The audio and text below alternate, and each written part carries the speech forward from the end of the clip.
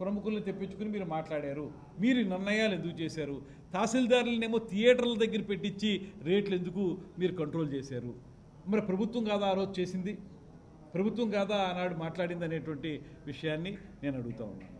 అదేవిధంగా కొంత ఈ సినిమాకి సంబంధించినటువంటి ఏదైతే అంశాలు ఉన్నాయో వాటి విషయంలో ప్రభుత్వం యొక్క సహకారం ఏదో స్థాయిలో ఉంటుంది. దాన్ని మనం గమనించాలి, కలిసిమెలిసి వెళ్ళాలనేటువంటి మాట. మేము కూడా మాట్లాడింది ఏంటంటే, ఒక సినిమా ఎవరిదైనా కానివ్వండి, ఆ సినిమా సమయంలోనే ప్రత్యేకించి కొన్ని కొత్త రకాలైనటువంటి వాతావరణాలు సృష్టించబడడం అనేటువంటిది ఎంతవరకు సమంజసం అనేటువంటి మాట మనం చెప్తా ఉన్నాం. తర్వాత ఆ మాజీ మంత్రి, నేను ప్రత్యేకంగా పేరు చెప్పను, మరి ఆ మాజీ మంత్రి యొక్క ఆలోచన విధానం ఏ రకంగా ఉందో నాకు తెలియదు, కానీ మరి మానవత్వం ఉందో లేదో నాకు తెలియదు. కానీ ఇవాళ ఒక సినిమా, ఒక బాగా హైప్ వచ్చినటువంటి ఒక మంచి సినిమా, లేకపోతే ఒక ఇక్కడ ఉన్నటువంటి మన స్వాతంత్రం కోసం పోరాడినటువంటి ఒక నాయకుడి యొక్క అంశంతో తయారైనటువంటి ఒక సినిమాకి సంబంధించి అది ఫ్లాప్ సినిమా అనేటువంటి మాటని చెప్పాడంటే, ఇవాళ నేను ఒకటే మనవి చేస్తున్నాను, ఒక సినిమా అనగానే నువ్వు మాట్లాడినటువంటి పిచ్చి పిచ్చి ప్రాలాపనలా సినిమా తయారవ్వదు. సినిమా అనేటప్పటికీ దాని వెనక ఎంతోమంది కృషి ఉంటుంది. ఒక 3-4 సంవత్సరాల పాటు వ్యయ ప్రయాసాలు కోర్చి ఆ సినిమాని నిర్మిస్తారు. ఆ సినిమాని నిర్మించినప్పుడు ఆ సినిమాకి సంబంధించినటువంటి నిర్మాత కానీ, ఆ సినిమా మీద ఆధారపడినటువంటి వందలాది మంది కుటుంబాలు కానీ, ఇవన్నీ కూడా ఆ సినిమా హిట్ అయితే 4 రోజులు వాళ్ళకి భోజనం వెళ్తుంది.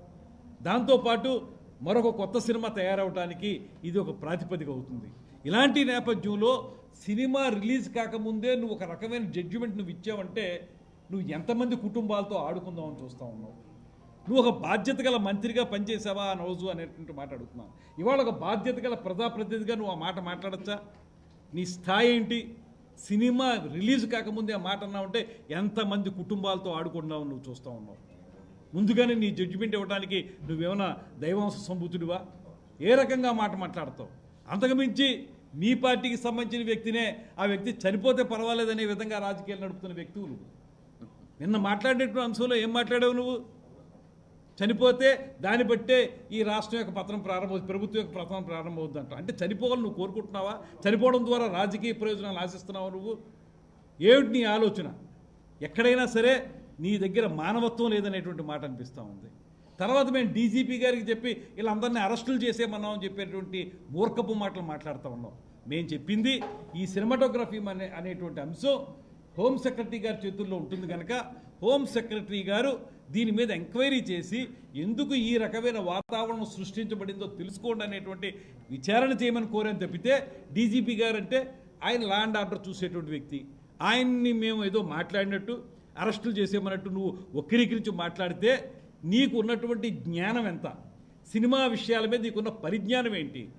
దీన్నే అంటారు జంతు సమాన మూర్ఖత్వానికి నమూనా అని జంధ్యాల గారు ఎప్పుడో అన్నారు. ఇలాంటి వాళ్ళని చూసే ఇలాంటి మాటలు మాట్లాడడం ఎంతవరకు సమంజసం?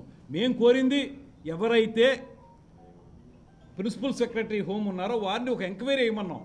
ఎందుకు ఈ సినిమా రిలీజ్ సమయంలో ఇలాంటి వాతావరణం సృష్టించబడింది తెలుసుకోండి అన్నాం. దాన్ని బట్టి మేము భవిష్యత్తులో ఏ రకమైన కార్యాచరణ తీసుకోవాలో అనేటువంటి మాటని తెలియజెప్పడానికి మేము మాట్లాడని తప్పితే, డీజీపీ గారితో చెప్పాం, పోలీసులు పంపించి అరెస్ట్ చేయమన్నాం.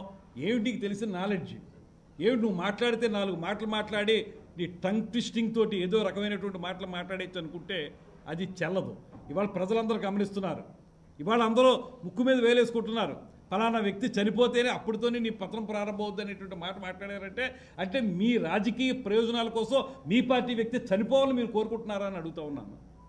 ఇవాళ ఈ కూటమి ప్రభుత్వం మేము ఎక్కడైనా తప్పు ఉంటే దాన్ని చట్టపరంగా శిక్షించడానికి సిద్ధంగా ఉన్నాం తప్పితే వ్యక్తులు చనిపోవాలని కోరుకునే వాళ్ళం కానే కాదు.